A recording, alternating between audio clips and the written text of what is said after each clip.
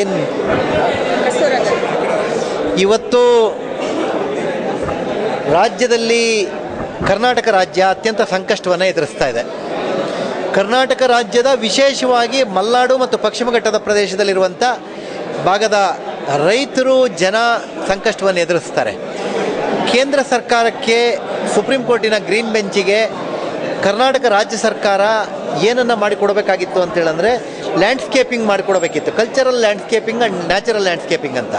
Cultural ಅಂತೇಳಿದ್ರೆ ಈಗ ತೆಂಗಿನ ತೋಟ, ಅಡಿಕೆ ತೋಟ, ರಬ್ಬರ್ ತೋಟ, ಕಾಫಿ ತೋಟ ಅಂದರೆ ಬೆಳೆ ಇರುವಂಥ ಜಾಗಗಳು ಯಾವುದು. ನ್ಯಾಚುರಲ್ ಅಂತೇಳಿದ್ರೆ ರಿಸರ್ವ್ ಫಾರೆಸ್ಟ್, ಮೈನರ್ ಫಾರೆಸ್ಟ್, ಇನ್ನೇ ಬೇರೆ ಬೇರೆ ಫಾರೆಸ್ಟ್ಗಳಿದ್ದಾವೆ. ಈ ಎಲ್ಲ ಫಾರೆಸ್ಟ್ಗಳು ಯಾವಿದ್ದಾವೆ, ಜನವಸತಿ ಯಾವುದಿದೆ, ಜನವಸತಿಯ ಜಾಗದಲ್ಲಿ ಯಾವ್ಯಾವ ಜನಾಂಗದವರು ಎಷ್ಟೆಷ್ಟು ಜನ ವಾಸ ಮಾಡ್ತಾರೆ, ಇದನ್ನೆಲ್ಲ ಒಂದು ಬ್ರೇಕಪ್ ಮಾಡಿಬಿಟ್ಟು ಸರ್ಕಾರಕ್ಕೆ ಮತ್ತು ಸುಪ್ರೀಂ ಕೋರ್ಟಿನ ಗ್ರೀನ್ ಬೆಂಚಿಗೆ ಕೊಡಬೇಕಾಗಿತ್ತು. 4ನೇ ತಾರೀಕು ಅದಕ್ಕೆ ಲಾಸ್ಟ್ ಡೇಟ್ ಕೊಟ್ಟಿದೆ. ಈವರೆಗೆ ಕರ್ನಾಟಕ ಸರ್ಕಾರ ಇದಕ್ಕೆ ಬೇಕಾಗಿರುವಂಥ ಕ್ರಮ ತಗೊಳ್ಳಲಿಲ್ಲ. ಇದನ್ನು ತಗೊಳ್ಳದೇ ಇರೋದರಿಂದ ಈ ಭಾಗದ ಜನರಿಗೆ ಇವತ್ತೇನೂ ಆಗದೇ ಇರ್ಬೋದು, ಇನ್ನೊಂದು 2 ವರ್ಷ 3 ವರ್ಷದ ನಂತರ ನಮ್ಮ ಬದುಕಿನ ಮೇಲೆ ತೀವ್ರ ಪರಿಣಾಮ ಬರ್ತದೆ.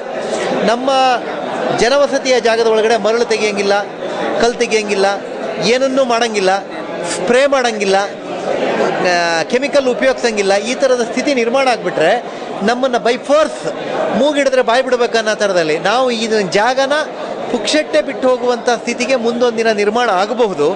ಕಾಡುಮನುಷ್ಯರ ಥರ ಬದುಕೋ ಸ್ಥಿತಿ ನಿರ್ಮಾಣ ಆಗ್ಬೋದು. ಅದಾಗಬಾರ್ದು. ಕರ್ನಾಟಕ ರಾಜ್ಯ ಸರ್ಕಾರ ನಮ್ಮ ಹಿತನ ಕಾಪಾಡೋದಕ್ಕೆ ಬರಬೇಕು. ಮತ್ತು ನಾವು ಇವತ್ತು ಇಲ್ಲಿರುವಂಥ ಅಧಿಕಾರಿಗಳಿಗೆ ನಮ್ಮ ಪತ್ರಕರ್ತರ ಮುಖಾಂತರ ಎಲ್ಲರಿಗೆ ನಾವು ಹೇಳಿದ್ದೀವಿ, ನಿಮ್ಮ ಮುಖಾಂತರ ಕೂಡ ಹೇಳ್ತಾ ಇದ್ದೀವಿ, ಹೆಚ್ಚು ಅಬ್ಜೆಕ್ಷನ್ಗಳನ್ನು ಸರ್ಕಾರ ಹಾಕದೇ ಇದ್ರೂ ಪರವಾಗಿಲ್ಲ, ನಾವೇ ಹಾಕೋಣ ಅಂತ. ಅದಕ್ಕಾಗಿ ನಾನಿವತ್ತು ಗ್ರಾಮ ಪಂಚಾಯಿತಿಯ PDOಗಳಿಗೆ ನಾನು ಮತ್ತು MP ಎಲ್ಲ ಅಧಿಕಾರಿಗಳನ್ನು ಕರೆದು ಡೈರೆಕ್ಷನ್ ಕೊಟ್ಟಿದ್ದೇವೆ. ಗ್ರಾಮ ಸಭೆಗಳನ್ನು ಮಾಡಿ ಅಧಿಕೃತವಾಗಿ ನಮ್ಮ ಗ್ರಾಮ ಪಂಚಾಯಿತಿಗಳಿಂದ ಅಬ್ಜೆಕ್ಷನ್ಗಳನ್ನು ಹಾಕಬೇಕಂತ ಹೇಳಿದ್ದೇವೆ. ಆ ಅಬ್ಜೆಕ್ಷನ್ ಹಾಕುವಂಥ ಕಾರ್ಯಕ್ರಮವನ್ನು ನಾವು ಮಾಡ್ತೇವೆ. ಮತ್ತು ಕರ್ನಾಟಕ ಸರ್ಕಾರ ಇದರ ನಾಯಕತ್ವ ವಹಿಸಬೇಕು ಅನ್ನುವಂಥದ್ದನ್ನು ಈಗಲೂ ನಾನು ಸರ್ಕಾರಕ್ಕೆ ಕೈ ಮುಗಿದು ಮನವಿ ಮಾಡ್ತೇನೆ.